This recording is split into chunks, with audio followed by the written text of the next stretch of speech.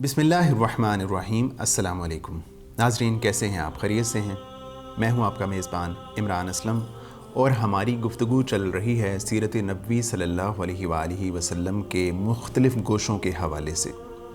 पिछले एपिसोड में हमने बात की थी कि हज़रत हम्ज़ा रज़ी अल्लाह अन्हो ने इस्लाम कबूल कर लिया था और उनके कबूल इस्लाम के बाद सिर्फ़ 3 दिन के बाद जनाब उमर फ़ारूक रज़ी अल्लाह अन्हो ने भी इस्लाम कबूल कर लिया।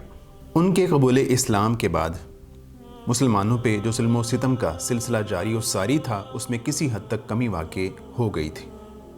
हज़रत सुहेब रज़ी अल्लाह अन्हु कहते हैं कि उनके कबूल इस्लाम के बाद हम पर अगर किसी ने जुल्म किया तो हमने उससे बदला लिया, हमने उससे इंतकाम लिया। हमने खुलम खुला जो है खाना काबा में जाके इबादत की, नमाज़ें अदा की। ऐसे ही एक मौके पे अल्लाह के नबी सल्लल्लाहु अलैहि वसल्लम खाना काबा में इबादत सरअंजाम दे रहे थे, बैठे हुए थे और कुफ़ारे मक्का भी एक दूसरी तरफ मजलिस बना के बैठे हुए थे। ऐसे में उतबा बिन रबिया जो है वो भी उनके साथ बैठा हुआ था और उसने अपने मजलिस के साथियों से कहा कि क्यों ना ऐसा हो कि मैं अल्लाह के नबी सल्लल्लाहु अलैहि वसल्लम के पास जाऊं और जाके उनसे बात करूं और उनके सामने कुछ उमूर पेश करूं। हो सकता है कि वो उनमें से कुछ कबूल कर लें और हमारी जान बख्शी हो जाए। तो उन्होंने कहा कि ठीक है, तुम जाओ। तो वो अल्लाह के नबी सल्लल्लाहु अलैहि वसल्लम के पास आया और आके कहने लगा कि भतीजे, मैं तुमसे कुछ बातें करना चाहता हूँ। तो अल्लाह के नबी सल्लल्लाहु अलैहि वसल्लम ने कहा कि हाँ, आप कहिए। तो उसने कहा कि मैं तुम्हारे ऊपर कुछ उमूर पेश करता हूँ और मैं चाहता हूँ कि तुम उनमें से किसी को कबूल कर लो। कहने लगा कि देखो, अगर तुम चाहते हो कि तुम जो है वो बहुत अमीर कबीर शख्स हो मक्का के, तो हम ये करते हैं कि सब मिल के पैसे जमा करते हैं और इतनी दौलत इकट्ठा करके तुमको देते हैं कि मक्का में तुम्हारे जितना कोई भी अमीर शख्स नहीं होगा। और अगर तुम चाहते हो कि तुम्हारी इज़्ज़त की जाए, तुम्हारी सरबराही हो, तो हम तुमको सरदार मान लेते हैं। और अगर तुम चाहते हो कि तुम्हें बादशाह बना लिया जाए, तो हम सब मिल के तुम्हें बादशाह तस्लीम कर लेते हैं। लेकिन अगर ऐसा है कि तुम्हें कोई बीमारी लाहिक है, तुम पर कोई जिन्नात का साया है, कोई जो है इसी तरह की कोई परेशानी है, कोई बीमारी है, तो हम क्या करते हैं कि इतने पैसे जमा करते हैं कि जिससे तुम्हारा इलाज मुमकिन हो सके। हम सब मिल के तुम्हारा इलाज करवाएंगे।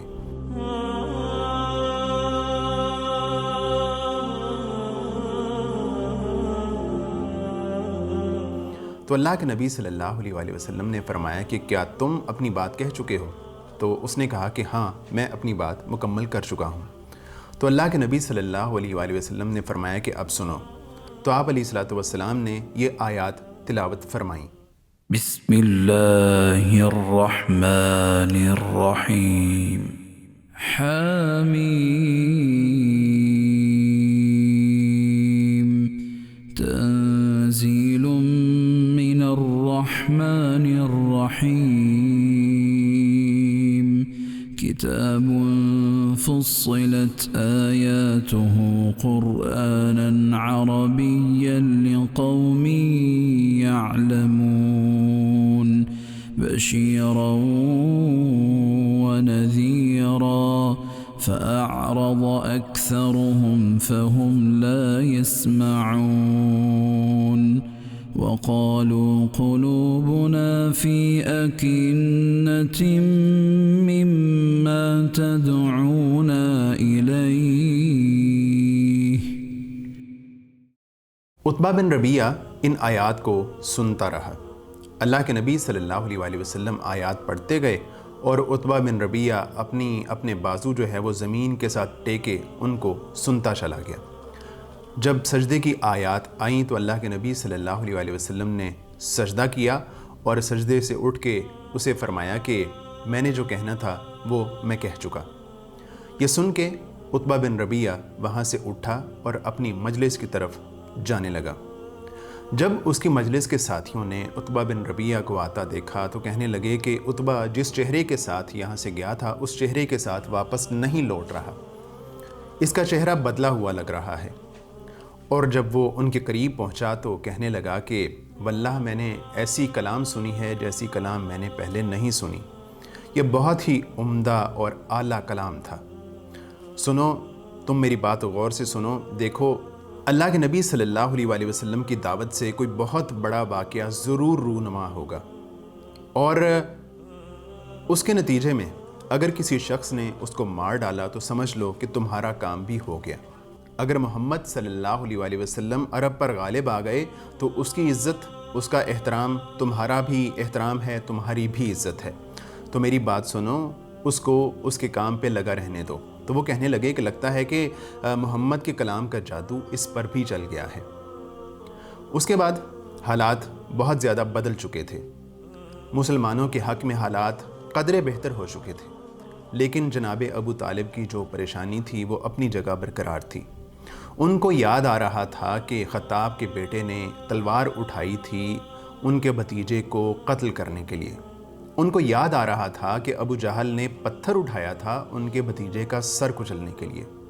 ان کو یاد آ رہا تھا کہ ولید کے بیٹے عمارہ کو ان کے سامنے لایا گیا تھا تاکہ محمد صلی اللہ علیہ وآلہ وسلم کے قتل کی ساز باز اور کوشش کی جا سکے.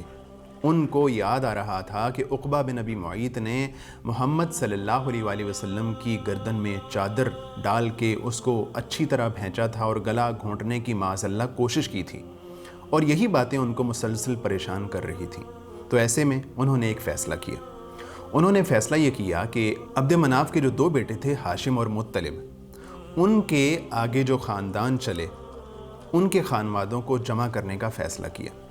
ان سب کو انہوں نے جمع کیا. ابو طالب نے ان سب کو اپنے پاس اکٹھا کیا، بلایا اور ان سے کہا کہ دیکھو میں نے اپنی پوری زندگی اپنے بھتیجے کی مدد کی، نصرت کی، حمایت کی، اس کی حفاظت کی، لیکن مجھے حالات سے اندیشہ لگ رہا ہے، حالات کچھ پریشان کن ہیں. تو اب میں چاہتا ہوں کہ تم سب مل کے میرے بھتیجے کی حفاظت کرو، نگہبانی کرو اور ان کی حمایت و نصرت کرو.